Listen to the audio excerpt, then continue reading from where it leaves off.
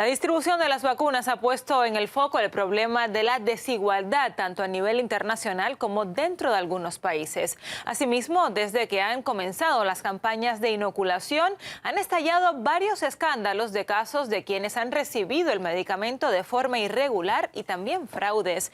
Vamos a analizar el tema con nuestra compañera Carla González, porque hay muchos casos que son muy sorprendentes e indignantes. ¿Qué tal, Carla? ¿Cómo estás? ¿Qué tal, Aliana? Sí, es indignante que cada vez tengamos más, es más larga la lista de casos de corrupción, de falsificaciones, de abusos que se dan con la distribución de la vacuna en contra de la COVID-19. Los casos más importantes son los de corrupción. Los casos en cuales los políticos y funcionarios, algunos públicos, han accedido a estas vacunas pasándose la cola, saltándose los protocolos del grupo prioritario, que deberían ser los médicos que están combatiendo la COVID-19 en primera fila.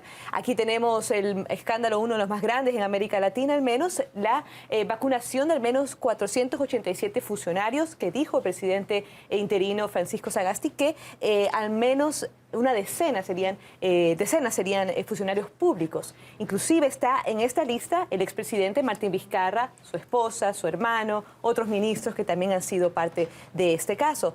En España tenemos altos cargos públicos que también se pasaron la fila y que están ya vacunados, y muchos han tenido que renunciar cuando se hace público esto, como la alcaldesa de Molina de Segura, el jefe de Estado Mayor de Defensa, inclusive un consejero de Sanidad en Ceuta, que también fueron parte de eso.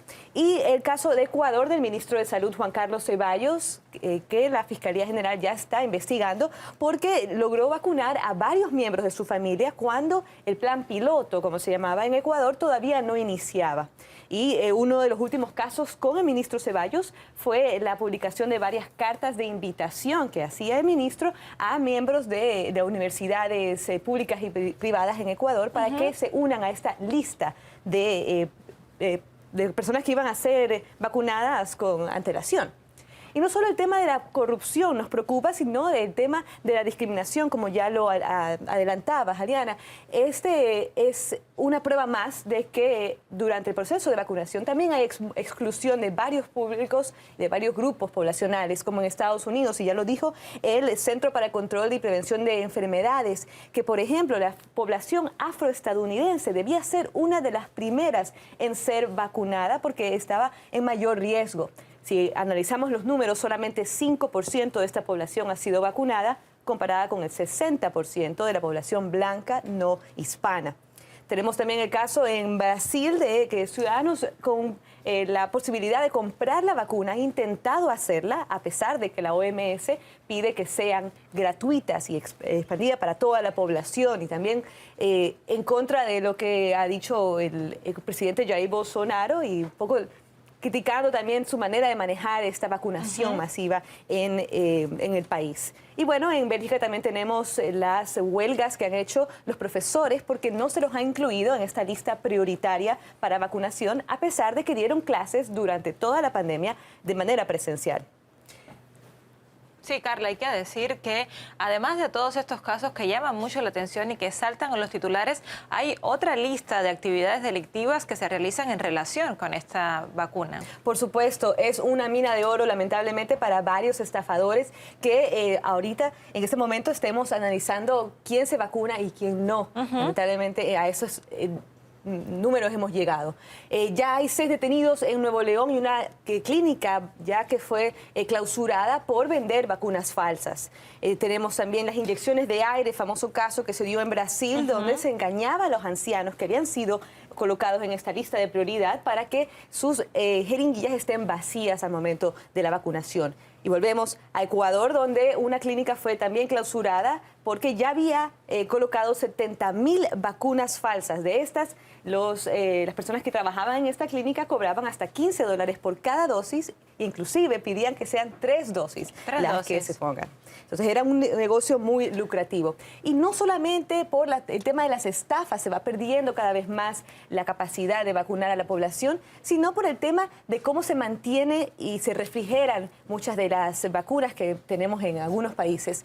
En Estados Unidos, uno de los casos que más creó indignación fue la del sanitario en Wisconsin, que a propósito destruyó 60 dosis de la vacuna porque, según él, creía en estas teorías conspirativas que la vacuna tenía un microchip que iba a poder ser implantado.